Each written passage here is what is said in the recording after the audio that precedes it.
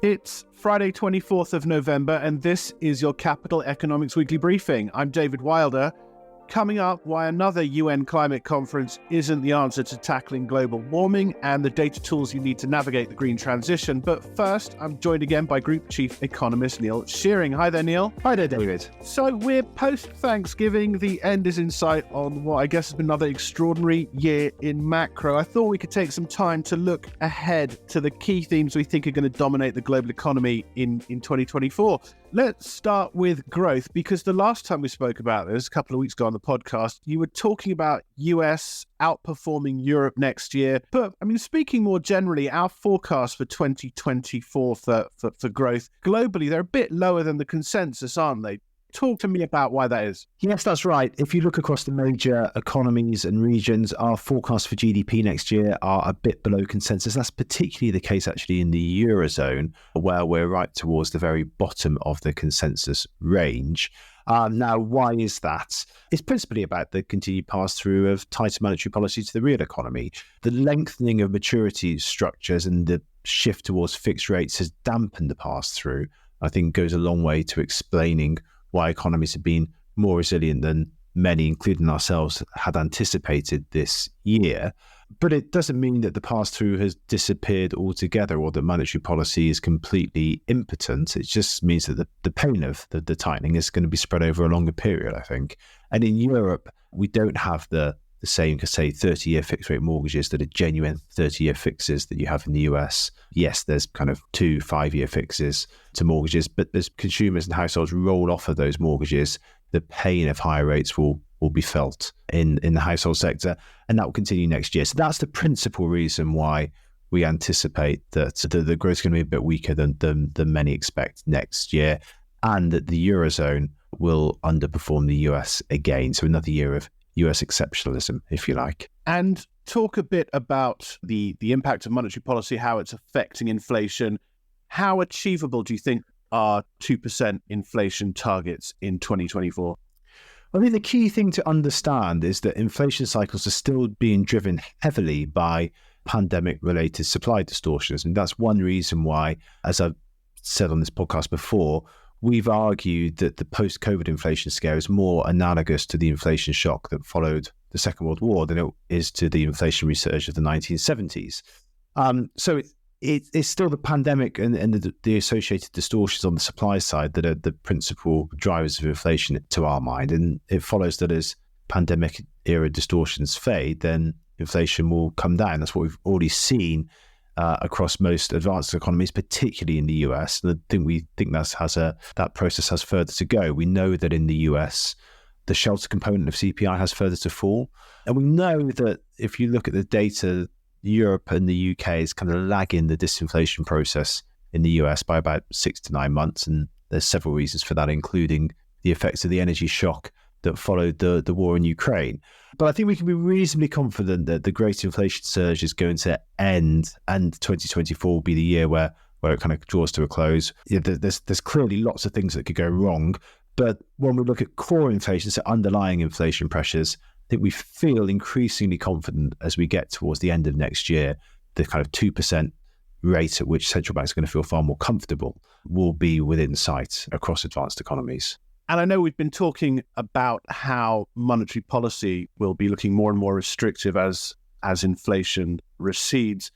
It's worth noting a year ago this month was all about 75 basis point rate hikes from the Fed and others. Talk about the path for rates in 2024. What can we expect from these banks? Yes, I think you've just hit upon the key point that as inflation comes down, then all other things being equal, the real stance of monetary policy will tighten. So if we're right in thinking that inflation is going to be kind of coming down to, if not quite at the kind of 2% rate that central banks are comfortable with, but we're getting close to those kind of rates, then it follows that if you've got policy rates at 5 or 5.5%, then the real policy rate is going to be somewhere maybe 2.5 to maybe even 3, which is extremely tight. So that means, I think, that central banks will be able to take their foot off of the monetary brake next year. So I suspect that interest rates are going to fall nearly everywhere.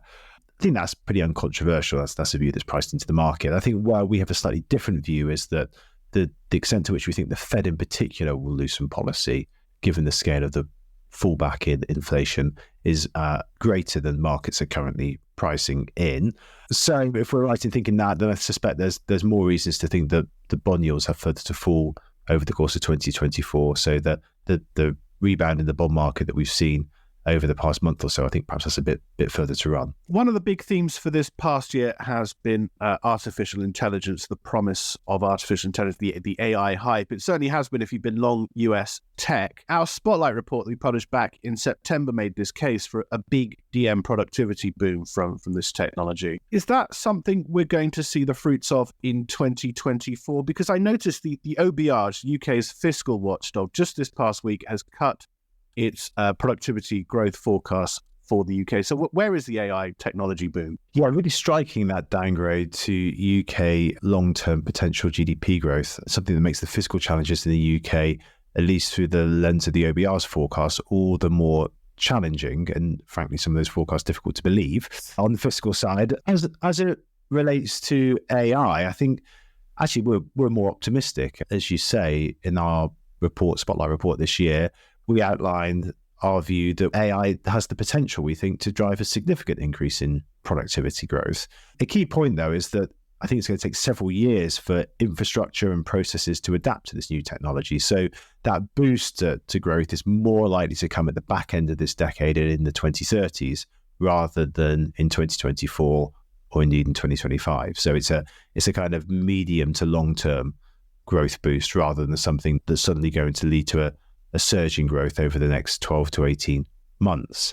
Now, all of that being said, I think 2024 will be a year in which optimism about AI's potential continues to build. And what's more, even if the benefits of AI is likely to take time to diffuse through economies, history suggests that investors will typically seek to crystallize these benefits up front. So you put all that together, optimism builds, investors attempt to crystallize those benefits ahead of them actually happening in the real economy. That's another reason to think that next year will be a good year for stock markets, particularly in the US, and we anticipate another year of double-digit returns for the S&P 500. Let's step back a bit from that macro story and talk about elections, because I think that's shaping up to be one of the big themes of 2024, isn't it? It's being billed as the biggest ever year for elections. You've got Indonesia, India, Mexico, the US, potentially the UK, people going to the polls in those countries. That's just to name a few. Geert Wilders' Freedom Party stormed the Dutch parliamentary election in recent days. But we had this interesting note from Hubert de Barrachet, who's our colleague on the markets team. He's talking about the Dutch result. And he makes the point that certainly as far as Eurozone financial markets go, the economic story is a far more important determinant than who's in or out of government in Holland. Is that a rule for 2024's elections in general, do you think? I mean, how should we think about them? I think there's certainly a tendency in markets to perhaps overweight the importance of elections in determining economic outcomes. There's certainly a tendency amongst politicians to overweight their ability, to exaggerate their ability to influence economic outcomes. So every government in waiting, every political party on the campaign trail has a plan for growth. I think one of the lessons from the past 60 or 70 years of economic history is that no matter what that plan for growth might be, often it doesn't translate into actual growth in the real economy. That gets buffeted by all manner of forces, and the best laid plans often are laid to waste. So politicians tend to exaggerate their ability to influence economic outcomes. Markets tend to feed off of that a bit, I think, sometimes, and certainly the narrative in markets feeds off of that. The reality is sometimes a bit more mundane. I think one of the points that's worth stressing, though, is that there has been a shift in the kind of political consensus with regards to particularly multilateralism, so and global cooperation. So the sureties of the 1990s, where most governments were kind of broadly bought into kind of market-friendly economics, they believed in the benefits and advantages of integration on a global scale. And obviously globalization turbocharged growth, particularly in emerging markets. Those days, it goes without saying, are kind of consigned to history's dustbin. And we've got a far more fractured world, as we've discussed. Now, in that respect, there's several really important and interesting elections next year. We've got Taiwan in January. That could be a potential flashpoints for tensions between the US and China. India's election, I think, will be important too in terms of helping to shape where India sits in the US-China fracturing debate. But of course, the US election at the end of the year is key as well. The result of that election is not going to unwind or reverse US-China fracturing, but it will, I think, inform the direction that fracturing takes. Yeah, talk to us a bit about what the outcome of the US election would mean in terms of this idea of global economic fracturing. Like I said, I don't think it will necessarily reverse US-China fracturing. I think but it will influence the form it could take. So under the Biden administration, fracturing between the US and China has broadened out to include areas such as technology transfers, financial flows, semiconductors, obviously, export bans being put in place on terms of key technology to China. A Trump victory in November could see a return to a narrower form of fracturing focused principally on trade and tariffs. So it will influence the form that US-China relationship takes. But just as important, I think there's a risk that the US adopts a more isolationist approach under Trump that strains relations with Europe. We've talked before, haven't we, about how the strength of the US-aligned bloc lies both in its relative size, but also its economic diversity. It takes in all the major European economies, India, Mexico, Vietnam, Korea, Taiwan, Japan, as well as some commodity producers. So it's a large and diverse bloc. If the US takes a more isolationist approach under Trump, then there's a risk, I think, that starts to undermine the alliance with Europe and it starts to chip away at the size and relative diversity of that underpins the resilience of the US bloc. So a key and I think perhaps underappreciated risk is that the US election could influence the extent to which the US bloc holds. So fracturing is here to stay, but I think a key point is that the outcome of elections next year are going to have a significant effect on how it actually develops in the years ahead. That was Neil Shearing on the key themes that will shape macro and markets in 2024. Look out for our next round of quarterly outlooks the week of December 4th for our 2024 forecasts, and register for our World in 2024 drop-ins. Those are our short-form webinars on Tuesday, December 5th, where you can get answers to your questions about risks and opportunity in the year ahead.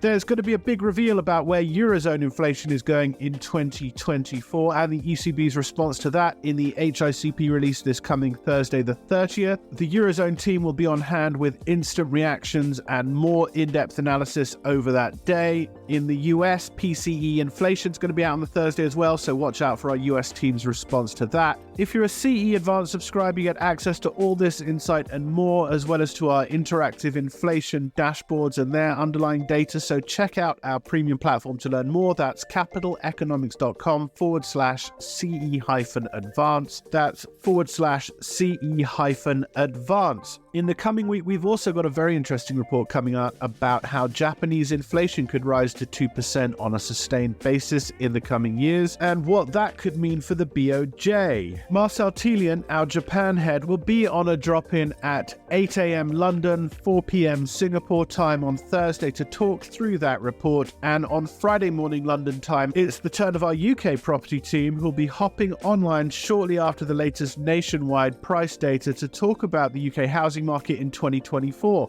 Don't miss that session. Details of all our drop-ins can be found on our events page online. Now, this coming Thursday marks the start of the next UN Climate Conference, or COP28. It's a key date in the annual climate calendar, but our climate economics team warns this isn't the committee to save the world. The team's just launched 4 tools that help clients with climate reporting and to help them evaluate how effectively countries are meeting climate targets. And David Oxley, our climate economics head, and climate economist Hamad Hussain sat down earlier in the week to discuss some of the key findings from working with these tools. It's a wide-ranging chat that outlines how the green transition could succeed, and it starts with David explaining why these COP meetings won't be the reason for that success. I don't want to sound like a broken record here or be too cynical, but I think it's pretty clear that these annual COP events are not where the biggest action on the green transition and tackling climate change really take place. I think the sort of off-cited accusation that these tend to be more sort of like political grandstanding events rather than sort of where nuts and bolts of the green transition take place, I do agree with that. The loss and damage fund that was agreed at COP27 is a key case in point in this.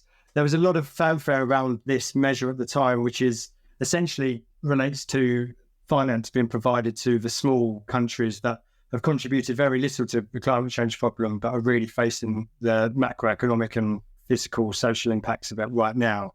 And it all sounded great in the communique at COP27, but key details as to who was going to get the money, what the fund was precisely going to look like, when the money was going to be distributed, for example, they've all been left flailing. And as we've seen, this remains one of the key sort of points of uncertainty and discrepancy coming into this COP. And also, I mean, after the disaster of the precursor to a COP earlier this year in Bonn, it was nothing short of a disaster, really. There was, as I say, lots of disagreement, particularly on the loss and damage fund, on the details of it. And I think it just speaks volumes that it was a 10-day event and the agenda for it wasn't agreed until the evening of day 9. So I think that just goes to show how contentious these meetings can be. I think where this COP does stand out is that there has been some good mood music on the climate front in the recent weeks leading up to this event.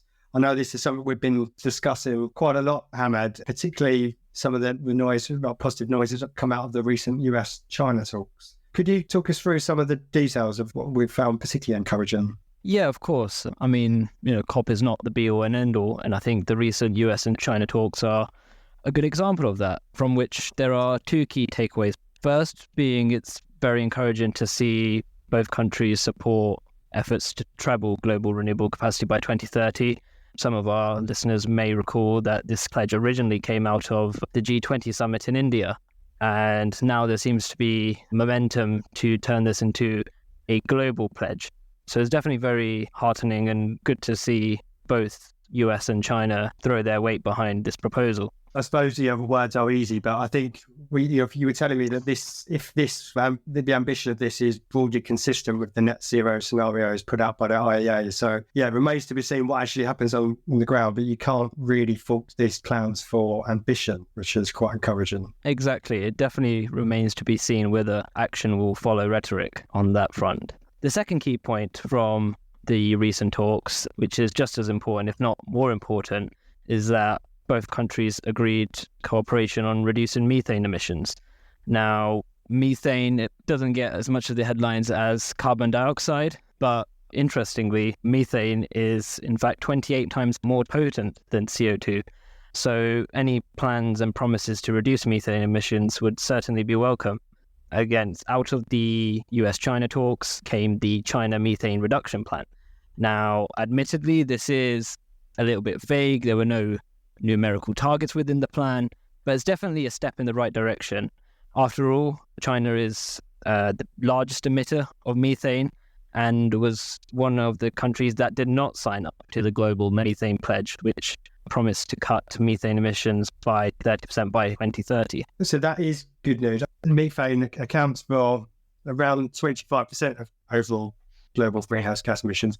And as you say, it's a lot more potent, but the fact it doesn't persist in the atmosphere as long means it's one of the lowest hanging fruit of things that you should be aiming for to really start to limit the increase in the global temperature. The one thing I was really encouraged by from looking at methane is that, yes, there's a problem, and the fact that China seems to be warming up to taking steps to reduce emissions of methane is positive. But what was quite encouraging is that a lot of these emissions of methane actually seem to be, it's not really that intractable. A lot of them, for example, come from leaky pipes and old coal mines not being shut up properly. Crucially, a lot of these steps could pay for themselves, particularly when gas prices were very, very elevated. That could have come down a bit since. But I think it's quite encouraging that seems to be sort of the political will to tackle these. We're talking about US and China, and one key takeaway that I know we discuss a lot is that just China is a really interesting country when it comes to climate. We did an in-depth report on China earlier this year, looking at what I called the Jekyll and Hyde nature of China when it comes to climate.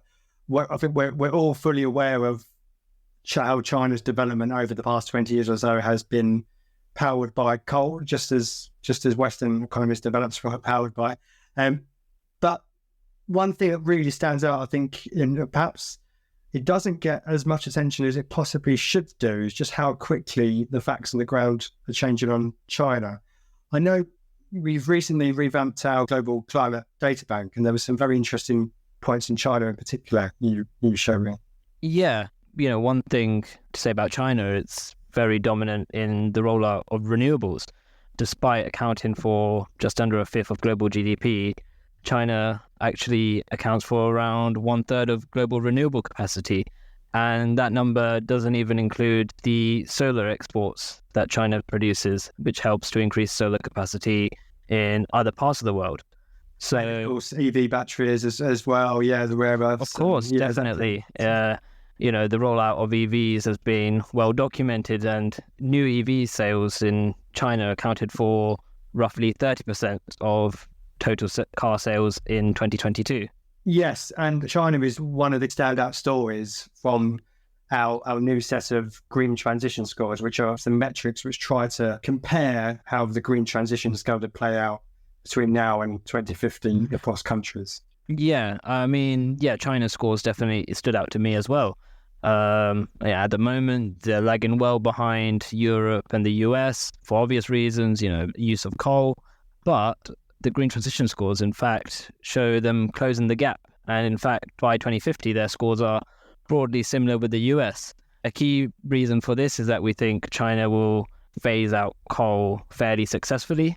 And we think that there will be a story of deindustrialization happening in China over the coming decades. Exactly. And I think that whole expected decline in coal use, I think one of the standout stories from when we launched our climate emissions forecast earlier this year was how we expect India to overtake China as the world's biggest emitter in the 2040s, with emissions in India to continue to climb, but coming down quite aggressively in China towards the end of our long-term forecasting horizon. So, so looking beyond China and COP, if we're sitting here at the end of 2023, next year is notable in that a large proportion of the world's people are going to go to the polls, particularly in India, in the US, Mexico, lots of elections everywhere.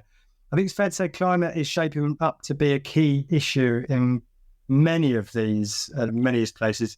Over the past year, we've seen climate become a real political football in the UK, for example. Over the summer, there was the pushback in particular against the expansion of the ultra low emission zone in London, really kind of cemented climate as a political phenomenon in the UK.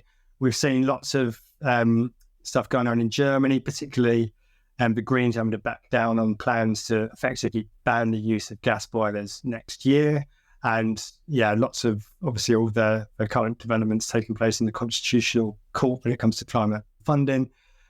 But again, it would be tempting to think that the climate issue is going to break predictably between the sort of expected lines. We see climate rhetoric in the US between Republicans and Democrats being incredibly stark. And but I think from looking at some of the data that we've pulled together in recent months, I think one of the key takeaways, I'm sure you'd agree, Hamad, but is that it's not quite as clear cut as that.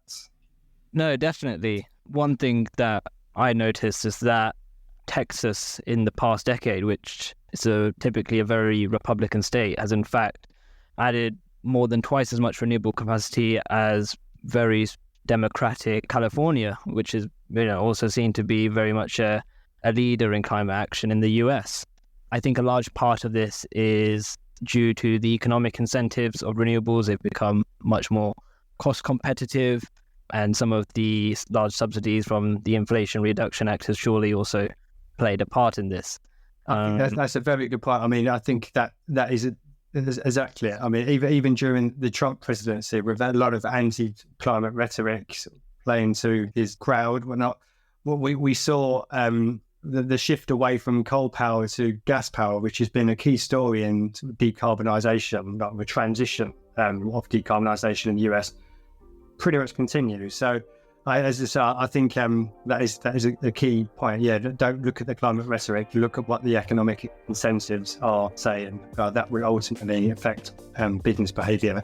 That was David Oxley and Hamad Hussain on the key to a successful green transition. Our climate reporting tools, the green transition scores, the data banks, and the emissions scenario generator are available to advanced subscribers, so get in touch to learn more about access. As I said, watch out for that Japan inflation report and our UK housing drop-in this coming week. Our website's where you'll find details about those and all our analysis of inflation, monetary policy, property markets, and much more besides. That's capitaleconomics.com. But until next time, goodbye.